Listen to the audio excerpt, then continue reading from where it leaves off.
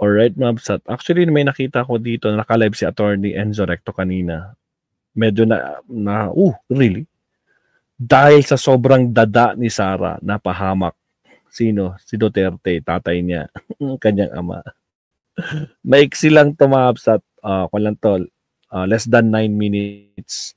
So, pakinggan natin si Attorney Enzo. In-normal speed lang natin to kasi less than 10 minutes lang naman to eh. Kaya pagtsagaan natin. Alright, here we go. Pasok, attorney. Pasok. Oh, walang sounds ah. Dahil sa sobrang dada ni Sara. Wait lang. Isa pa. Ready, go. Pasok, attorney. Oh, mga kabunyog, mga kababayan. Dahil sa sobrang dada ni Sara, mapapahamak ang kanyang ama. Bakit sinasabi nating mapapahamak? Bakit, attorney? Mayroong request for urgent request for interim release. Nagre-request na ipa-release si Duterte ni Kaufman, yung Abu-Lib Council ni Duterte. Kabunyog Virgie Badjola, kay Oni Galicia, Jubiga Aguirre, kay Alejandro Bustamante Jr., Chuna Pungko, kay Nidli Gula, kay Billy Daopsi, Noel Bacalla, good evening sa inyo, shout out, si Marshall Camorin, kay Julita Paluma, kay Rudy, si Irene Cabangon at si Laureano Futalan, shout out sa inyo. Anyway, ito nga mga kabunyog, mga kababayan, bakit natin sinasabing mapapahamak at ano bang sinabi ni Sara? Ito.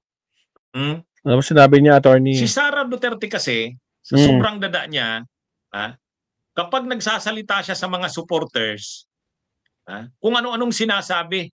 Ngayon, isa sa mga sinabi ni Sara Duterte sa mga supporters nila, di ba pag pumapasok sila doon, binibisita nila yung kanilang ama. Paglabas doon, mimitingin sila nila Harry Roque, nung mga supporters, tapos ilalive yun. Ngayon, may na-monitor na sinabi si Sara. Ito.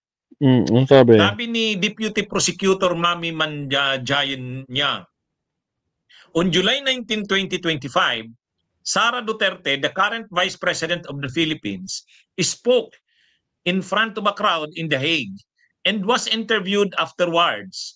During this event, she repeated the claim that Mr. Duterte was kidnapped by the ICC and stated that it was illegal to bring him to the court. She also told supporters, supposedly in jest, that she has discussed breaking Mr. Duterte out of the ICC detention unit with a colleague. Yan na. Yan yung sa kadadada ni Sara, mga kabunyugman, kung ano-anong sinasabi niya. Kung ano-anong sinasabi niya. So ngayon, itong deputy prosecutor ng ICC, pinaabot sa ICC. Pre-trial chamber na ino-oppose ng prosecution yung request ni Kaufman ng interim release ni Duterte kasi hindi naman kinikilala ng mga Duterte yung ICC. Kumbaga, walang respeto sa ICC. At ang tingin nila, kinidnap si Duterte, hindi legal yung pagkaka-aresto. Ganun lagi ang sinabi. Yun lang. Di ba? Total, hindi naman kayo naniniwala sa ICC. Bakit kayo maniniwala sa sinasabi niyo kailangan mayroong interim release o kaya yung pinagsasabi niyo? Wala na. Ay, nako po. Sige pa, dakdak pa more, Inday. Kamote. Sige, tuloy. Sabi ng mga Duterte. At ayon pa nga dito, kay Deputy Prosecutor Mami Nyang, sinabi pa ni Sara, kahit pabiro lang yon, pinag-iisipan na raw nila kung paano itataka si Duterte sa ICC detention. Wow. Kaya ayon dito sa Deputy Prosecutor, si Deputy Prosecutor Mami Nyang, hindi dapat bigyan ng interim release yan. Ang kanyang klaseng accused sa ICC ay hindi karapat-dapat na bigyan ng interim release. Hindi naman siya yung nagre-respeto sa ICC, hindi naman siya yung nakikiusap sa ICC, nagagalang sa ICC. Walang ganun kay Duterte. At yan ay pinatutunayan ng sinabi ng kanyang anak na Vice President pa ng Pilipinas. So ang nangyari ngayon, yung mismong statement ni Sara ang ginagamit laban sa kanila. Diba? So sa sobrang dada ni Sara, napapahamak ngayon ang kanyang ama. Kumbaga, mahirap kumbinsihin. Mahirap kumbinsihin ngayon ang ICC pretrial chamber na in good faith ang kampo ni Duterte sa paghiling ng interim release na ito'y nakakaawa, ito'y nagrerespeto naman sa ICC, ito'y kinikilala naman ang kapangyarihan ng ICC, hindi naman ito tatakasan. Kaya lang sa mga ganitong statements ni Sara Duterte, Vice President ng Pilipinas, anak ng nakakulong na si Duterte, sasabihin niya kinidnap si Duterte, sasabihin niya na illegal ang pagkakaaresto sa kanyang ama, tapos sasabihin niya pinag-uusapan na nga nila kung paano ito maitatakas. Yeah. So yan mga kabunyog ngayon. Sa sobrang yabang ni Sara, tama ka Kabunyog Juby Aguirre, napapahamak lalo ang ama niya. Kumbaga sa parte ni Kaufman, sakit ng ulo niya itong sila Sara. Kasi si Kaufman, kung ano-anong mga diskarte ang ginagawa, kung ano-anong mga drama ang ginagawa sa loob ng ICC, pinoportray niya si Duterte na kawawa naman, pinoportray niya si Duterte na ganito ganyan. Ang problema, yung mga anak, lalo na si Sara Duterte, iba naman ang ginagawa. Iba naman yung sinasabi. Sinabi na yan paulit-ulit ni Kaufman. Sabi ni Kaufman, irespeto natin ang judicial process. Huwag tayong magsasalita ng kung ano-ano.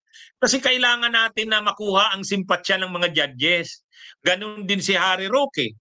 Si Harry Roque, gusto pang kasuhan ang The Netherlands. Sabi nga ni Kaufman, bakit mo kakasuhan ang The Netherlands? Kakailangan na natin ang tulong yan. Pag kinasuhan mo ang The Netherlands ngayon, hindi na magiging maganda niyan ang pagtingin sa atin. Pagdating ng panahon, kailangan natin ang tulong niyan. Hindi na natin makukuha ang tulong niya. So yan ang problema. Yan ang problema dito.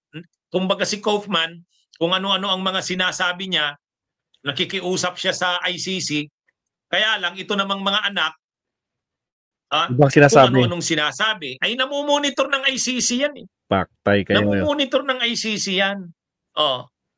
Kaya yun yung isa sa mga argumentong ginamit ni Deputy Prosecutor Mamiñang.